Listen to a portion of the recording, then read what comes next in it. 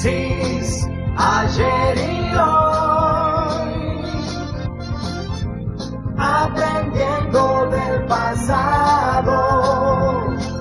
De Rensis, ayer y hoy. Seguramente cuando uno se retrotrae para buscar las construcciones que hizo la civilización humana sobre el concepto de la democracia, inexorablemente pasa por los griegos. El ágora griego, donde el pueblo debatía y discutía durante horas, buscando todos ser escuchados, fue quizá el concepto preliminar del mundo que se tenía que organizar en democracia, es decir, escuchar al pueblo a través de sus propios representantes. Después llegaron los romanos, que establecieron el derecho romano y fueron dándole forma entonces a eso que era el pueblo haciéndose escuchar en Grecia. En Roma, a través de la aplicación de nuevas normas del derecho, se fue construyendo el concepto de la vida en democracia y además el concepto de qué era el derecho. Y entonces apareció Jesús. Y a partir de allí nació el cristianismo. Y se empezó a construir la parte fundamental espiritual de una gran población mundial que simultáneamente, con otras creencias, fueron haciendo el equilibrio entre lo material y lo espiritual durante el desarrollo de los seres humanos en el planeta Tierra. Hoy lo hay quienes le dan demasiado participación a lo espiritual y descuidan lo material. Están quienes le dan tremenda participación a lo material y tienen ausencia espiritual, y están aquellos que más equilibrados buscan el mundo del equilibrio material y espiritual. Y en esta sociedad, la Argentina, nosotros tenemos, y ya no hay ninguna discusión que hacer, dos democracias. La democracia fraudulenta que se presenta desde los unitarios y liberales como la democracia formal, pero que miente todo el tiempo, porque desde el comienzo nomás escondieron la historia del sable corvo de San Martín, porque no querían que se enterara la población de ese tiempo de la Argentina que Rosas era el elegido de San Martín, pasando por aquel Rivadavia que fue puesto como gerente de la River Plate desde afuera y que lo transformamos nosotros en el primer presidente. El primer presidente en realidad había sido un boliviano, Saavedra, el primer presidente de la primera junta, y que entonces a Rivadavia se le dio una potestad necesaria e imprescindible de los mandantes, endeudar a la Argentina. Empezaron a tomar el primer endeudamiento. De ahí para adelante conocemos gran parte de la historia. Ahora, siempre se trató de marcar que las dictaduras militares eran eso y que frente formal a esas dictaduras existía la democracia. Y el concepto de la democracia fue variando.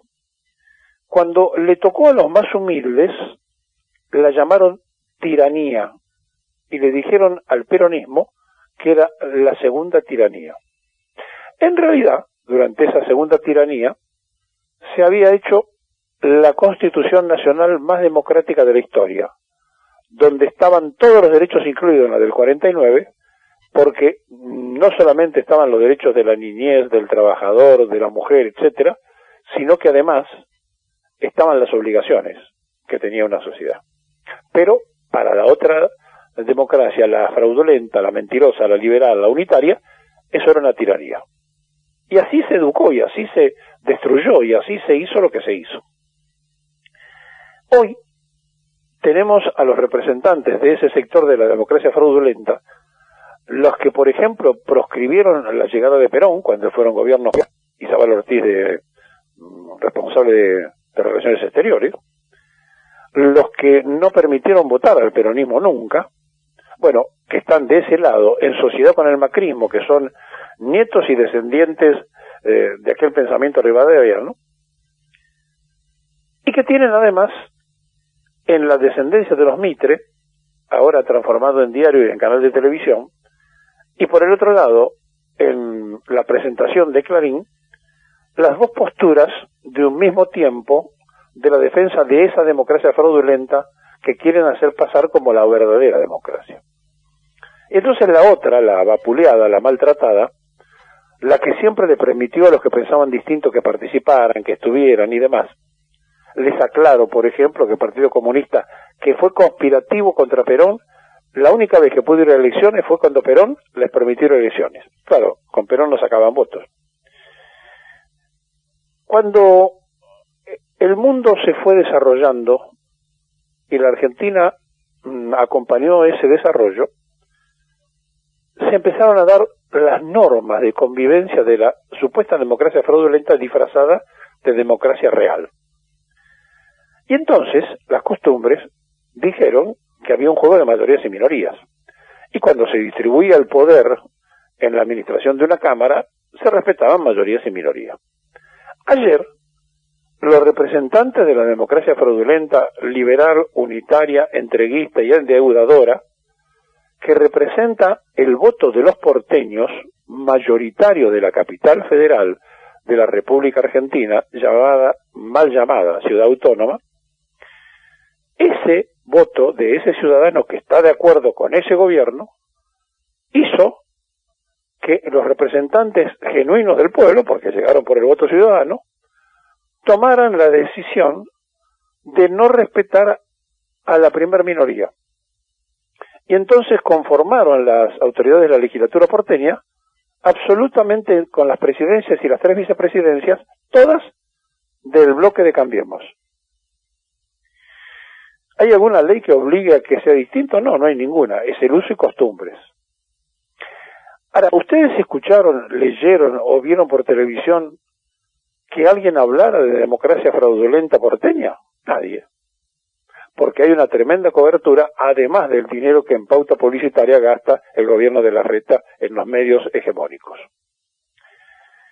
Pero sí, esos mismos medios se dedicaron a criticar que el ministro de Justicia de la Nación, Soria, se presentara en la Corte Suprema de Justicia, recuerdo, a la que Macri quiso poner por decreto, violando la Constitución Nacional, hasta que le dijeron no puede ser así, lo tiene que nombrar por el Congreso, y que puso de presidente de la Corte al abogado de Clarín. Y entonces dijeron que ayer hubo un apriete del ministro a la Corte Suprema de Justicia.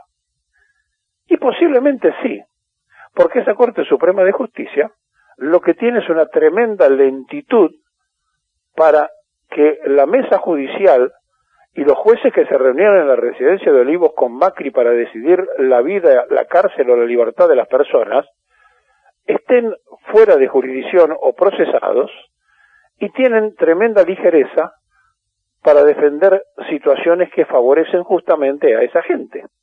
Y el ministro se cansó y lo fue a ver. A lo mejor no es político, a lo mejor se presta a que todos digan que lo fue a apretar y que fue, posiblemente. Ahora, la Corte Suprema tiene todo el poder para hacer lo que le parece. Y creo que también el Poder Ejecutivo tendría la posibilidad, digo tendría porque ahora, después de haber perdido mayoría propia en el Senado y de tener solamente 3 diputados más en la Cámara de Diputados, no sé si será tan fácil, pero tiene la posibilidad, si es necesario, de ampliar la Corte Suprema. Esa misma Corte Suprema que en época de Menem se amplió para que Macri padre, madre hijo, Macri padre y Macri hijo, no fueran presos por contrabandistas. Miren, como esto es una cuestión de todos los días, y como permanentemente viven bombardeando, y la gente compró incluso aquello que no se probó judicialmente, porque ya instalaron que son delincuentes, ladrones, prófugos, así como antes decían que eran dictadores, corruptos y que era la segunda tiranía, y como todo quedó instalado y es muy difícil borrarlo, cuando aparece alguna investigación donde saltan algunos columnistas que se prestaron al juego de la mesa judicial, pasa un fenómeno notable. Alcón Adamón, que es uno de los editorialistas de Diario de la Nación, no puede decir en La Nación, que ahora es de Macri, miren, a mí me espió Macri porque yo estaba haciendo una investigación. No. ¿Dónde lo fue a decir? ATN. Es decir, fue a decir un editorialista de La Nación a Clarín lo que no puede decir en La Nación. ¿Y por qué lo fue a decir a Clarín? ¿Por qué Clarín ya le bajó el pulgar a Macri? Clarín juega con Larreta, no juega con Macri. Por eso estaban desesperados los periodistas de TN, tratando desesperadamente de decir cómo se divide el radicalismo, cómo hacen esto, cómo perjudican el futuro presidente. No lo dicen, pero lo tienen ahí en el cajón para decirlo, que es Larreta, porque para ellos no es radical sino Larreta. Como ahora entró a jugar el Cotino Siglia y a lo mejor saca alguna baraja, bueno, Clarín posiblemente también pueda llegar a cambiar en su momento. Pero Alconada Amón fue a decir al grupo Clarín lo que no puede decir con los que le pagan el sueldo. Escuchen esto. Porque señor, señora, a mí me espiaron. Espiaron a mis hijos, espiaron a mi mujer, espiaron a mis papás, me siguieron en el auto, hay mensajes de WhatsApp. Para ser parte de un grupo de tareas, me parece que en realidad soy del otro lado, soy de los que en realidad fueron víctimas de eventuales grupos de espionaje o lo que fuere. ¿Para qué te espiaban a vos? Yo creo no, te lo afirmo. En ese momento yo estaba investigando y sacando a la luz operatorias de Gianfranco Macri, Mariano Macri y Ángelo Calcaterra. Los dos hermanos y el primo, que a su vez es muy cercano al entonces presidente Mauricio Macri. ¿Qué estaban haciendo? Tratando de determinar quiénes eran mis fuentes. Estaban tratando de cazar mis fuentes. De hecho, en lo que sale en el Poder Judicial, en lo que me mostraron a mí cuando fui a tribunales, salía que habían ido hasta mi casa, me estaban siguiendo, me siguieron por la autopista La Plata-Buenos Aires, me siguen hasta Comodoro Pi, me siguen hasta el 4º piso, y ahí empieza el intercambio de mensajes de WhatsApp sobre qué funcionarios judiciales estaban en el 4º piso de los tribunales federales de Comodoro Pi, para a su vez tratar de correlacionar mis publicaciones con los funcionarios judiciales que estaban en ese piso para ver si podían inferir quiénes eran mis fuentes. Bueno, si esto lo fue a decir al grupo Clarín y no lo dijo en La Nación, es porque el dueño de La Nación es Mauricio Macri, como dice Esmeralda Mitre, puso $40 millones antes de dejar la presidencia de La Nación para quedarse con La Nación Más, para trasladar a todos los cascarrabias que tenía América y demás a ese canal, llevar a la construcción de la prensa canalla ilustrada toda junta, y entonces no puede decirlo allí, a pesar de que él sea un viejo empleado de La Nación. Entonces va y lo dice en Clarín. ¿Por qué? Porque sabe que está dentro de los periodistas que operaron en aquel tiempo del gobierno de Macri para condenar, porque el diario condenaba y él condenaba y tantos otros periodistas condenaban. Como no podemos abrir un más juicio del propio, y si el periodista dice que el macrismo lo espió a su propia tropa, y si se sabe que espió a Larreta y le costó un divorcio, porque gracias al espionaje se descubrieron cosas privadas del jefe de gobierno, y así sucesivamente, si fueron espiados los propios y los extraños, ¿cómo no va a ir el ministro a la Corte Suprema a decirle, oiga, ustedes son sordos, ciegos, ¿qué les pasa? ¿Son mudos? ¿No reaccionan ante todo esto que está pasando en la Argentina con la mesa judicial?